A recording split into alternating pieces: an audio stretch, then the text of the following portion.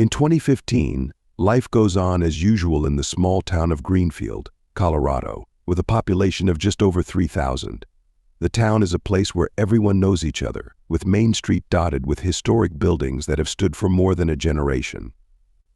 In the center of town is St. Andrew's Church, where residents gather every Sunday to discuss the latest news and socialize. Eleanor Carter, a 55-year-old widow, has lived in Greenfield since she was young.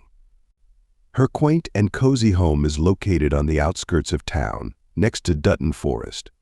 Eleanor has always been a respected member of the community, even after the death of her husband, who tragically died in an accident 5 years ago. She rarely leaves town and spends most of her time at home gardening and reading. Eleanor is known as a woman who knows many of the residents' secrets but is never in a hurry to reveal them. Then, the peace of Greenfield is shattered when Eleanor Carter, a quiet and lonely woman, suddenly announces her marriage to a young man.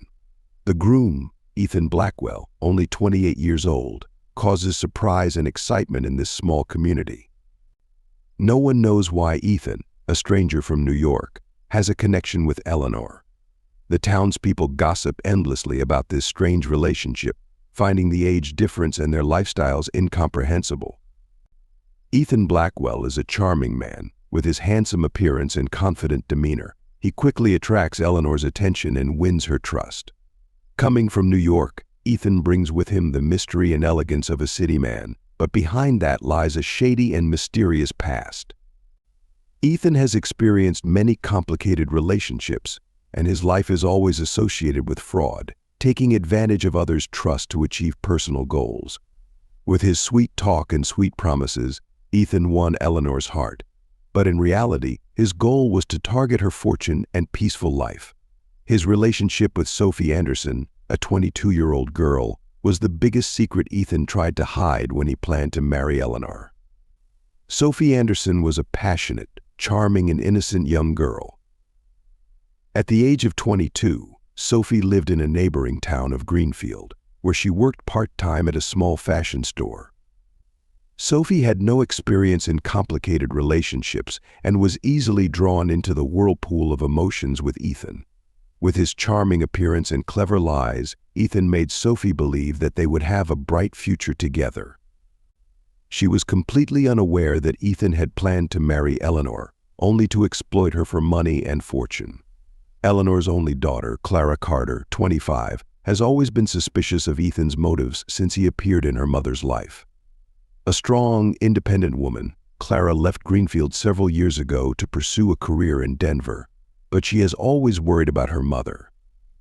Clara soon discovers that Ethan is not the perfect husband he appears to be, and is also having a secret affair with Sophie Anderson.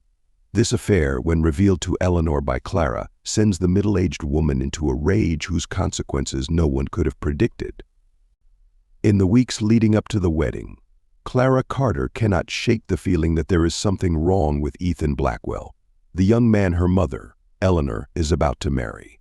Despite Ethan's seemingly perfect appearance, charm, and friendly demeanor, Clara cannot shake the nagging worry. She begins to secretly investigate Ethan, determined to protect her mother from any potential danger. Clara uses every resource at her disposal to learn more about Ethan, from searching online to asking about his past connections. Her investigation gradually reveals a dark truth: Ethan is not the trustworthy man he appears to be. What truly horrifies Clara is the discovery of a secret relationship between Ethan and a young woman named Sophie Anderson, who lives in a neighboring town. Clara finds text messages, emails, and even candid photos of the two, clearly showing that Ethan has been deceiving her mother from the beginning. Despite her pain and anger, Clara decided to face the truth. She gathered all the evidence she had and tried to talk to her mother. The confrontation took place on a quiet afternoon in Eleanor's house. Clara, with a determined look in her eyes, handed her mother the documents she had collected. Eleanor, at first, refused to look at the evidence, not wanting to believe that her husband-to-be could betray her. However, the truth gradually came out as Clara laid out everything from the affectionate text messages between Ethan and Sophie to the times the two met at secret rendezvous locations. The pain and humiliation flooded Eleanor's mind as she realized that she had been cruelly deceived. She felt as if her whole world had collapsed, and this loss was even deeper than the pain of losing her husband. But instead of calling off the wedding and facing the truth, Eleanor, in her anger and despair, hatched another plan. With the coldness and determination of a woman who had suffered too much loss in her life, Eleanor began to plan Ethan's death, determined to make it look like a tragic accident. Eleanor and Clara's plan began with an unexpected event. One evening, while mother and son were taking a relaxing walk, they happened to see Ethan entering a small hotel, hidden behind large trees. Clara immediately recognized that it was Sophie waiting for him in the lobby. Eleanor's heart stopped beating when she witnessed this heartbreaking scene. She saw Ethan, the man she was about to give her life to, hand in hand with Sophie, the same sweet smile on his lips as when he was with her. The sight ignited an uncontrollable rage in Eleanor. When they returned home, without another word, both mother and daughter knew what they had to do. Eleanor and Clara began to devise an elaborate plan to trap Ethan. They knew that it could not be simply revenge, but to ensure that Ethan could never hurt anyone else, especially Clara's mother. On the night of the murder, Eleanor invited Ethan to dinner at her home, where she had prepared a sumptuous meal. Clara quietly helped her mother, without showing any signs of suspicion. The dinner was a sweet affair, with flickering candles and glasses filled with red wine. Ethan had no idea that it was his last meal. After Ethan became drunk on the wine, Eleanor quietly drugged his glass. Ethan, completely trusting and unsuspecting, drank the glass down. With Ethan unconscious on the couch, Eleanor and Clara quickly put the rest of their plan into action. They took Ethan to the bathroom, where Eleanor carefully cut a deep gash on his wrist with a small knife, making it look like a suicide. Clara, conflicted as she was, continued to support her mother, placing the suicide note that Eleanor had prepared on the table. The note was filled with desperate words, as if written by a man with no way out. The next morning, Clara is the first to discover Ethan's body. She plays the role of a terrified daughter, calling the police while Eleanor sits quietly in the living room, shocked by her new husband's death. When the police arrive, they find a perfect scene: a young man lying motionless in the bathtub with his wrists cut and a suicide note neatly placed on the table. Everything seems to point to suicide, but deep down, both Eleanor and Clara know that they have staged the perfect crime. But the truth is that no crime is truly perfect. The small details they have overlooked, the unexpected clues, will become clues that lead the police closer to the truth. In the days that follow, the investigation will uncover a darker secret about Ethan's death, and both mother and son will face consequences they never imagined. Greenfield Police, led by Detective David Miller, quickly arrived at the scene after receiving a call from Clara. Miller is a middle-aged man with more than 20 years of experience in the field. He has handled many suicide and murder cases. However, when he entered Eleanor's house, he immediately felt that something was wrong. The scene seemed to be staged too perfectly. The suicide note was placed neatly on the table. The cuts on Ethan's wrists were done in a strange way, and especially there were no signs of struggle or the chaos that is usually seen in suicides. Detective Miller immediately asked the forensic team to thoroughly check every corner of the house, looking for any clues that might have been missed. Clara stood silently beside her mother, her eyes still in shock, but inside anxiety was starting to rise. She couldn't be sure if the police would treat the scene as a suicide, or if they would find out what they had done. Eleanor, though trying to appear calm, had a look of fear in her eyes. No matter how elaborate her plan, there were always factors she couldn't control. While the forensics team continued their work, Detective Miller began interviewing Eleanor and Clara. He kept a professional and polite face, but his questions were aimed at the smallest details that could ruin the story they had concocted. Eleanor Miller began, "Tell me the details of last night. Did Ethan act in any way that worried you?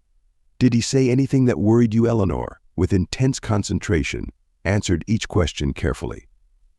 She recounted how Ethan had seemed to have fallen into a state of sadness and depression over the previous few days.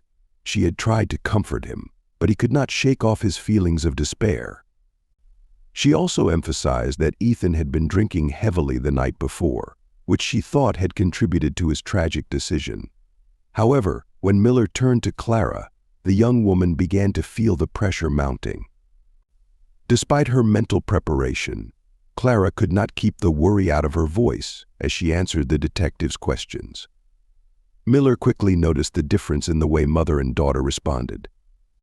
Clara seemed uncertain, fumbling over small details that Miller, with his experience, could not ignore. Meanwhile, the forensic team collected some evidence from the scene. They found that the cut on Ethan's wrist was not as deep as is usually seen in suicides. Furthermore, blood tests showed a large amount of sedatives in Ethan's system, which made Miller even more suspicious that this was not a simple suicide. Miller decided to temporarily keep the suicide note to conduct a handwriting analysis, comparing it with Ethan's other documents. He also requested to check the security cameras around the area to look for clues about who might have been in and out of the house on the night of the incident. A few days later, the results of the lab analysis convinced Miller that something was wrong with Eleanor and Clara's story. The handwriting in the suicide note did not match Ethan's completely, and there were signs that the note had been written by someone else who had deliberately forged it. Additionally, security cameras in the area have captured images of an unfamiliar car parked near the hotel where Ethan and Sophie met, but there is no trace of the car leaving the scene at the time of the alleged suicide.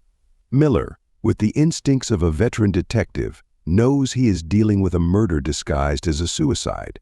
But to convict Eleanor and Clara, he needs more evidence, irrefutable evidence. The investigation continues with the pressure mounting on Eleanor and Clara.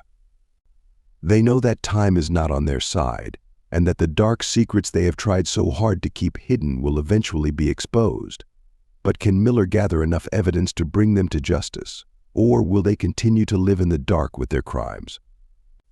The coming days will be a race between truth and lies, between justice and punishment. The investigation becomes increasingly tense as Detective David Miller begins to sense that this case is not as simple as it seems. Every detail from the crime scene, Eleanor and Clara's statements, to the forensic results gradually pieced together a murky picture. But Miller knew that his intuition was not enough. He needed irrefutable evidence to convict these two women. Meanwhile, the atmosphere in Eleanor's house became more and more stifling and heavy by the day. Clara sensed her mother's anxiety, although she tried to hide it under a calm face. Eleanor's sleepless nights became more frequent, and she often sat alone in the living room, her eyes lost in dark thoughts.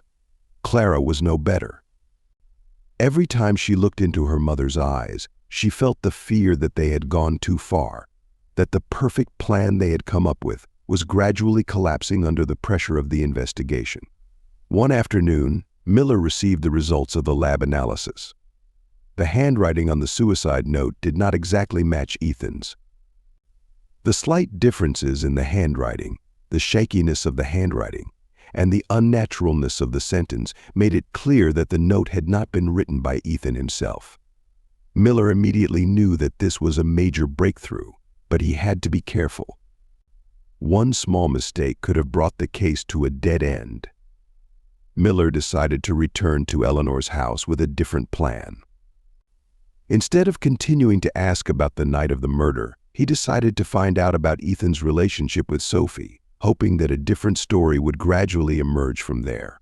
He also wanted to see how Eleanor and Clara would react to the mention of Sophie's name. When Miller knocked on the door, Eleanor opened it with a stiff expression, trying to hide the anxiety that was rising inside her. Miller, with his tact, did not ask directly about the case, but instead began with casual questions about their lives after Ethan's death. Eleanor answered mechanically, but Miller could hear the discomfort in her voice. After a while, Miller gradually turned the conversation to Ethan's relationship. He mentioned it lightly, as if it were just part of a normal investigation. "I've heard that Ethan is acquainted with a young woman named Sophie Anderson," he said, his eyes carefully watching Eleanor and Clara's reactions. Did you know about this relationship?" Eleanor paused for a moment, but immediately tried to control herself. "I don't think there's anything special between them," she replied, her voice unusually calm. "Ethan said she was just a friend, nothing more." Miller nodded, but he knew that Eleanor was hiding something. He turned to Clara, who had become visibly nervous at the mention of Sophie. "What about you, Clara? Do you know anything about Sophie?" Clara bowed her head, trying to keep her composure, but her voice shook slightly as she answered. I do. I saw them together a few times, but I didn't think it was important." Miller didn't press further, but he had enough information. The obvious tension in the room, along with the unusual signs from earlier, all led to one conclusion: Eleanor and Clara knew more than they were letting on. After leaving Eleanor's house, Miller decides to approach Sophie Anderson.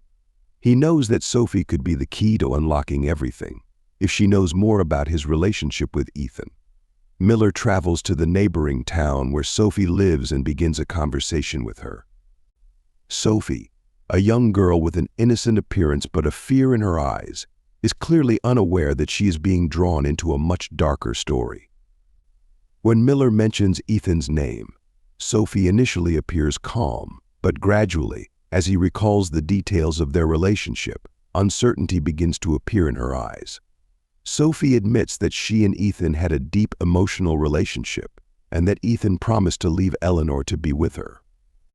This gives Miller a better understanding of Ethan's possible motives for his death. After leaving Eleanor's house, Miller decides to approach Sophie Anderson. He knows that Sophie could be the key to unlocking everything, if she knows more about his relationship with Ethan. Miller travels to the neighboring town where Sophie lives and begins a conversation with her. Sophie, a young girl with an innocent appearance but a fear in her eyes, is clearly unaware that she is being drawn into a much darker story. When Miller mentions Ethan's name, Sophie initially appears calm, but gradually, as he recalls the details of their relationship, uncertainty begins to appear in her eyes. Sophie admits that she and Ethan had a deep emotional relationship and that Ethan promised to leave Eleanor to be with her. This gives Miller a better understanding of Ethan's possible motives for his death. But the biggest surprise comes when Sophie reveals a crucial detail the night before the wedding.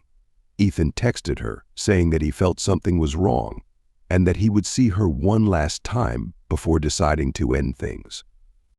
Sophie waited for Ethan at the small hotel where they usually met, but he never showed up. This raises a new suspicion in Miller. Did Ethan realize he was in danger and try to escape? Miller returns to his office, where he begins to piece together new clues. This investigation is no longer a simple suicide. It is a veil covering a sinister plot, and he knows he is getting closer to the truth. But to get the truth out, he must unravel more details and confront Eleanor and Clara again. This time, he must force them to tell him everything. Meanwhile, at Eleanor's house, the atmosphere was becoming increasingly tense. Clara couldn't sleep, haunted by what had happened. She knew that the investigation was getting closer to the truth, and she also knew that their time was running out. Eleanor, though trying to maintain her composure, couldn't deny the growing sense of dread in her heart. She realized that the life she had tried to protect was slipping away, and that a dark future awaited her if the truth were revealed. That night, as mother and daughter sat across from each other in the living room, neither said a word. They didn't need to, because they both knew that they had gone too far, and that the path back was now blocked by the crime they had committed. Eleanor and Clara both knew that if they were discovered, they would face unimaginable consequences. But deep down, they both knew that the truth would eventually come out, no matter how hard they tried to hide it. And so this long night became a turning point in their lives, a night filled with fear, anxiety, and anticipation for the day when it would all come crashing down before their eyes. But before that happened, they had to prepare for their final confrontation with Detective Miller, who they knew would stop at nothing to find the truth. Detective David Miller stood silently in a small room at the police station, where the dim light from the windows illuminated two faces immersed in tension and worry: Eleanor and Clara. All the evidence he had collected was ready to confront these two women. But Miller still had a feeling of unease. He knew that the truth was never simple, and that the road to justice was sometimes full of unexpected turns. Eleanor sat up straight, her eyes steady but filled with a weariness that was hard to hide. Clara sat beside her mother, her hands clasped together as if to contain the rising fear. They both knew that this confrontation could be the moment that decided their fates. Miller started the conversation gently, but his every word was aimed straight at Eleanor and Clara's hearts. "Eleanor, we have thoroughly investigated Ethan Blackwell's death. From forensic evidence to witness testimony, everything leads to one indisputable conclusion: Ethan did not commit suicide." Eleanor felt her heart pounding in her chest. She tried to keep her composure, but her eyes betrayed the anxiety within. "Detective Miller, I don't understand what you're saying. Ethan has had a difficult life, and I think he finally couldn't take it anymore." Miller nodded, but he was unmoved. "I believe Ethan was in trouble, but not for the sake of suicide. We have evidence that he was drugged before he died, and that the suicide note was not written by him. I need you to explain this." Clara felt cold all over. She looked at her mother, searching for an explanation, but Eleanor remained silent. Miller continued, his voice low and determined. "I know that you found out about Ethan's relationship with Sophie Anderson. I also know that you felt deeply betrayed and hurt. But what I need to know is, why did you choose to kill him instead of leaving him?" The air in the room was tense as Miller waited for an answer. Finally, Eleanor let out a sigh, a heavy breath that seemed to carry all her pain and regret. "Because I couldn't let him continue to humiliate me," she said, her voice shaking. "I gave him everything, but he just used me. I couldn't let him live after betraying me like that." Miller looked at Eleanor with a sympathetic but stern gaze. "I understand your pain, but murder is never the answer. Clara, I know you helped your mother with this. I need you to tell me the truth." Clara bowed her head, tears welling up in her eyes, streaming down her cheeks. She knew there was no turning back, and if she didn't tell the truth, both mother and daughter would be destroyed. "Yes, I helped her," Clara admitted, her voice full of regret. "I thought we could stage an accident to protect her and keep the secret. But now I realize that we were wrong." Miller nodded, feeling a mixture of relief and deep sadness. He knew that Eleanor and her mother's lives would never be the same again. "Eleanor, Clara, I must take you to the police station. You will both face the law, but I promise to do everything in my power to ensure that the truth is fairly heard." After weighing all the evidence and circumstances of the case, the court rendered its verdict. Eleanor Carter, the main conspirator in the murder, was sentenced to 20 years in prison with the possibility of parole after 15 years for good behavior. Clara Carter, who had participated in the staging of the crime but was deemed to have acted under the strong influence of her mother, was sentenced to 10 years in prison with the possibility of parole after 7 years. The sentence was handed down after the court took into account the psychological and emotional trauma the couple had endured, but also emphasized that murder was unforgivable. As Eleanor and her daughter were led away, the courtroom was filled with sadness and regret. Greenfield will forever remember this tragedy as a reminder of the consequences of betrayal and poor decisions. Ethan Blackwell's story ends not only with the perpetrators brought to justice, but also as a painful lesson about love, betrayal, and the inevitable consequences of poor choices. Greenfield will forever carry this wound, a reminder that darkness can lurk in even the most peaceful places.